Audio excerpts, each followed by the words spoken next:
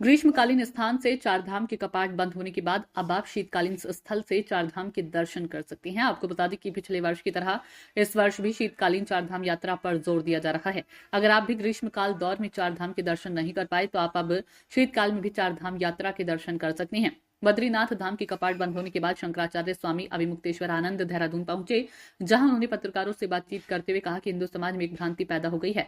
स्थानीय लोगों की बोलती और मीडिया रिपोर्ट के तो अनुसार सभी समझते हैं कि ग्रीष्मकाल में ही लोग यात्रा कर सकते हैं, लेकिन ऐसा नहीं है।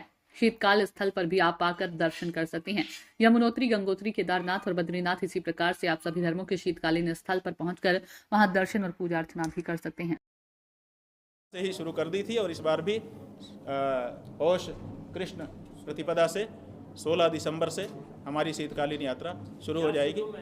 हाँ जी, क्या शेड्यूल रहेगा, कैसे कैसे जाएंगे, क्या उसका जो रूप है, पहले यमुनोत्री, फिर गंगोत्री, फिर केदार, फिर बद्री, तो मतलब उन्हीं का जो शीतकालीन स्थान है उन्हीं स्थानों में क्या मकसद जाएंगे। है इसका? आप तो मकसद ये है कि एक भ्रांति उत्पन्न हो गई है हिंदू समाज में, वो विशेष करके हो गई है वहाँ के लोगों की शब्दावली के कारण और मीडिया रिपोर्टों के कारण। आप लोग ये प्रचार करते हैं, पूरे देश में समाचार भेजते हैं कि पट बंद हो गए, तो लोग समझते हैं कि अब दर्शन नहीं होगा, पूजा नहीं हो रही है। तो ये भ्रांति है, केवल ग्रीष्मकालीन स्थान पर बंद हुआ है। शीतकालीन स्थान पर डोली आकर के वहाँ पूजा होती रहती है, वहाँ दर्शन होता रहता है, पुण्य वही मिलता रहता है। तो ये जो भ्रांति उत्पन्न हो गई है लोगों के मन में कि 6 महीने ही दर्शन पूजन होते हैं, बाकी नहीं होते हैं, उसको तोड़ना हमारी यात्रा का उद्देश्य है। गौ रक्षा के लिए